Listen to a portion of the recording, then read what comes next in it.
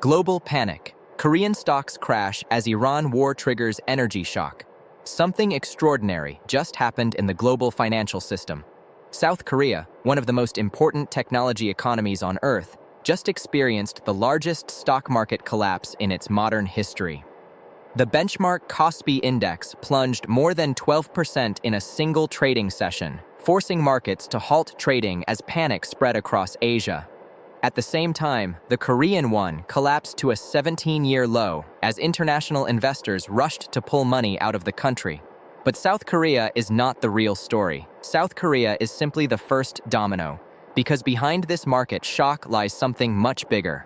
A rapidly escalating conflict involving Iran, the United States, and Israel that is now shaking the entire global energy system.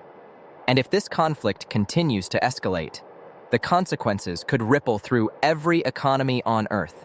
Your savings, your job, your mortgage, and the price you pay for everyday goods. So in this video, we will break down why Korean markets suddenly collapsed, why the Iran war is triggering panic in financial markets, why oil prices just exploded above $100 again, and why some analysts are warning about a possible global stagflation shock, but most importantly, what all of this means for ordinary people around the world.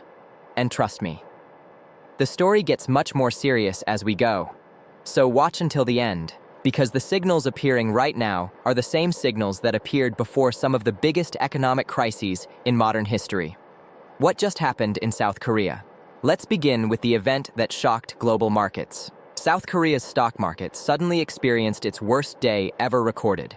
The Kospi index collapsed more than 12% in a single session, triggering automatic trading halts designed to prevent panic selling. Hundreds of billions of dollars in market value disappeared almost instantly. Major global technology companies were hit hard. Samsung Electronics, SK Hynix, Hyundai Motor, all saw heavy losses. But the panic didn't stop there. The Korean currency, the won, plunged to its lowest level in nearly 2 decades, as global investors rushed to move money into safer assets. This type of simultaneous stock market crash and currency collapse is one of the classic warning signals of global financial stress. And the reason behind it was not corporate earnings, not inflation data, not interest rates. The reason was geopolitics, the Iran war and the global energy shock. The real trigger behind this market panic lies thousands of miles away, in the Middle East. At the end of February 2026, US and Israeli forces launched major strikes on Iranian targets, dramatically escalating tensions in the region. Iran responded with retaliatory attacks and threats to disrupt shipping through one of the most important trade routes in the world, the Strait of Hormuz. This narrow waterway carries roughly 20% of the world's oil supply, and now the situation has become so serious that energy analysts say the conflict may have caused the largest oil supply disruption in modern history. According to international energy agencies, the conflict has removed around 10 million barrels of oil per day from global markets. The result? Oil prices exploded. Brent crude surged back above $100 per barrel, triggering fears of a global inflation shock. And when oil rises, everything else tends to follow. Governments are already intervening. This crisis has become so serious that governments are already stepping in. South Korea, one of the most energy-dependent economies in the world, just introduced fuel price caps for the first time in nearly 30 years to protect its economy. Gasoline and diesel prices had surged dramatically after the conflict began. Remember, South Korea imports around 70% of its oil from the Middle East. So when energy prices spike, their economy feels it immediately. But Korea may just be the first country forced to take emergency measures. Why this matters for the global economy? What makes this situation dangerous is that the world economy was already fragile. Consider the current global conditions. Interest rates remain historically high. Government debt is at record levels. Housing markets are under pressure. Stock markets were trading near record highs. Now add a major energy shock into that environment, and suddenly, the risk of something economists call stagflation begins to appear again. Stagflation is when 3 things happen at the same time: rising inflation, slow economic growth, weak financial markets. The last time the world experienced this combination was during the 1970s oil crisis. Why Asia reacted first?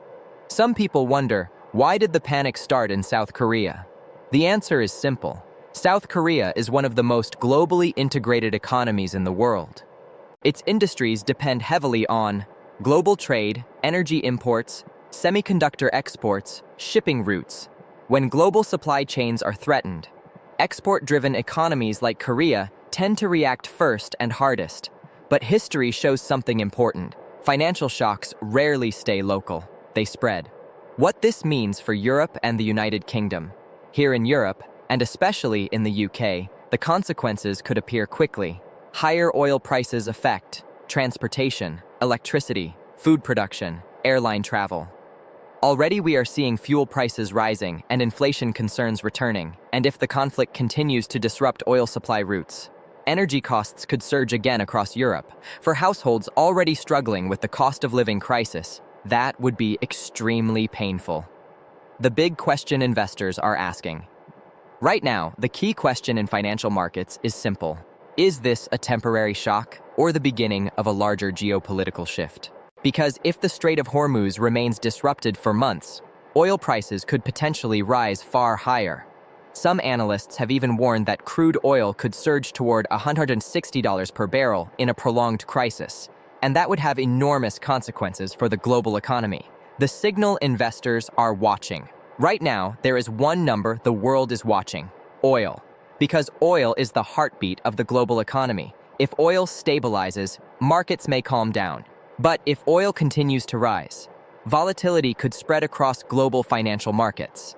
And that is why investors everywhere are watching the Middle East very closely. If you found this analysis useful, make sure to like the video and subscribe to the channel. Here on Mindful Minds and Money, we break down the biggest economic stories shaping the world and explain what they actually mean for your money, your investments, and your future. Because sometimes, the most important financial signals appear long before the headlines fully explain them. Stay informed, stay curious, stay prepared. I'm Felix, and I'll see you in the next video.